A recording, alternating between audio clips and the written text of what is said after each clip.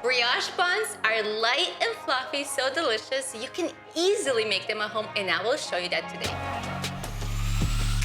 Hey friends, Natalia here with Mom's Dish. I am excited to have you here again.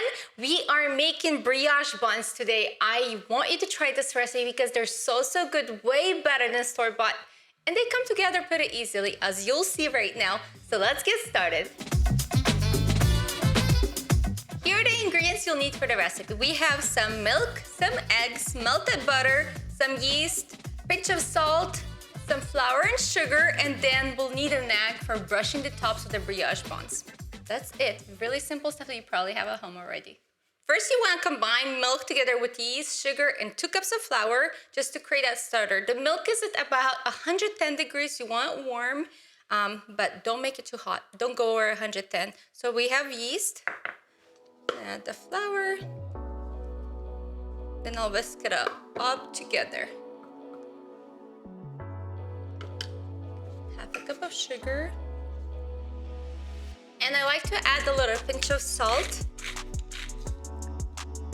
and just whisk it up together, just until everything's nicely combined. And now we're gonna cover this and let it sit for 30 minutes until you see the dough get all bubbly. And that's what we need. It's a little starter for the dough. As my starter is proofing, I am gonna whisk up these eggs to just make that even texture of the eggs. Okay, just whisk this up, just like this. That's it. My starter looks nice and fluffy. You can see that it literally doubled in size. There's bubbles everywhere, and we're gonna just use the KitchenAid for the rest of the steps to make it so much easier. Okay, so I'm just gonna move this starter into my KitchenAid bowl. That's what you want, those bubbles right there. And you could have started in your KitchenAid bowl. I'm just doing the glass bowl so I can show you guys the bubbles. We will add eggs to the mix. Scoop out everything. And then butter.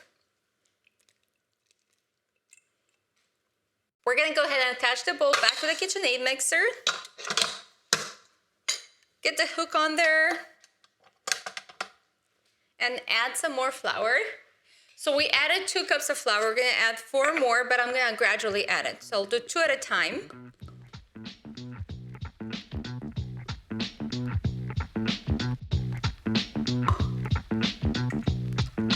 Lift this up.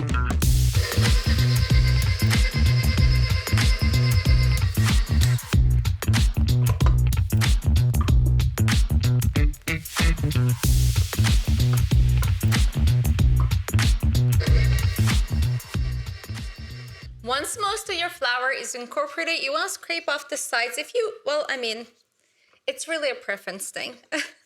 So if you want to scrape them off, I like to scrape them off so it's nice and clean.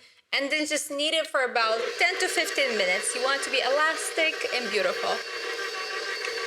I am going to transfer the dough into this bowl. I like to spray it with some coconut oil. That way it doesn't stick to the bowl. It is a really sticky dough that you work with here.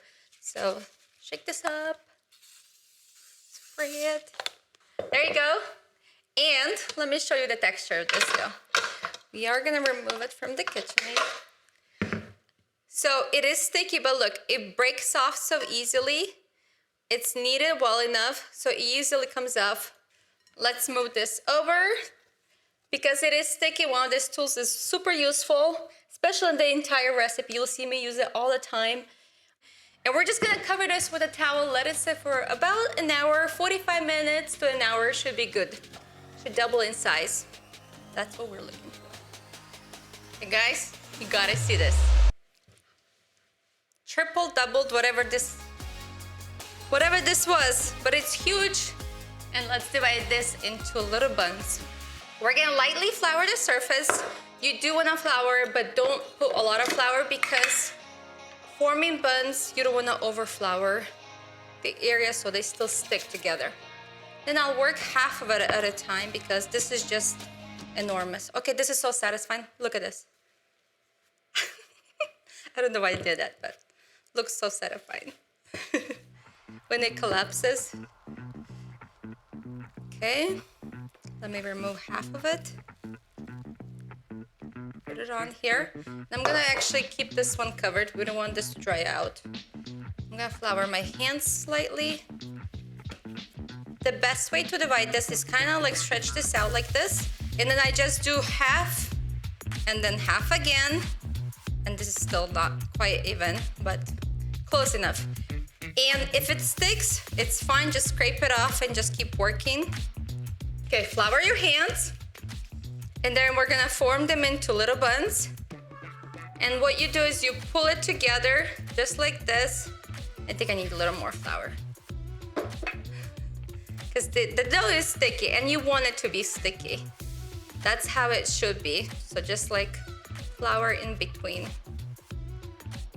It should be good. Looks nice and round on each side. Flatten the top a little bit. And when you place them on the baking sheet, leave some space in between each one because they will rise and expand. When you form these buns, you don't want any cracks in the sides. You want it to be as smooth as possible because when they bake, they will have those lines or cracks. So just make it as smooth as possible on top. Underneath it, that's fine. So that's why I pull it like this together. And the tops always stay nice and smooth. And now we just let them rise again for 30 minutes. So we'll just cover them with a towel, let them rise for 30 minutes, and they will grow a little more, and we'll bake them. The buns almost doubled in size. I am gonna prepare a topping for them. That way we can get that nice glaze. So I have some water in here, and then we're gonna crack the egg into it and whisk it up together, and then we'll brush the tops. This egg is not nice to me. Just whisk this up. This will give them those nice golden tops, so brush all the sides. Another thing you can do is if you are going to be using them for burgers, you can add some sprinkle of sesame seeds or coarse salt on top. That would make it look like a burger bun for sure. And now we're going to pop this in the oven at 350 for 25 minutes or until they get nice and golden brown. By the way, if you have any leftover dough, you can make this beautiful bread, and in one day you get 2 recipes, or make a loaf. But we like to braid it like this. I love to pull it apart and just enjoy it as a snack.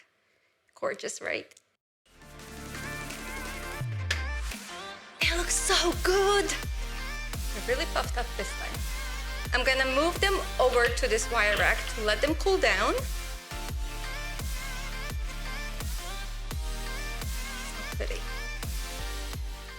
Well guys, it's a wrap for today. I hope you loved this video and you make the brioche buns at home. And this is the way the bread turned out with the leftover dough. This is so gorgeous. We're gonna have this for brunch tomorrow with some jam and butter, and the buns will make some burgers with them. I am really excited for you to try this recipe, and we'll definitely see you next time again. And to my YouTube family, we have all the ingredients down below for you. That way you can find them easily. Plus, we're coming back next week, so you don't miss on subscribing or hitting that bell button because we're coming back. Bye, guys!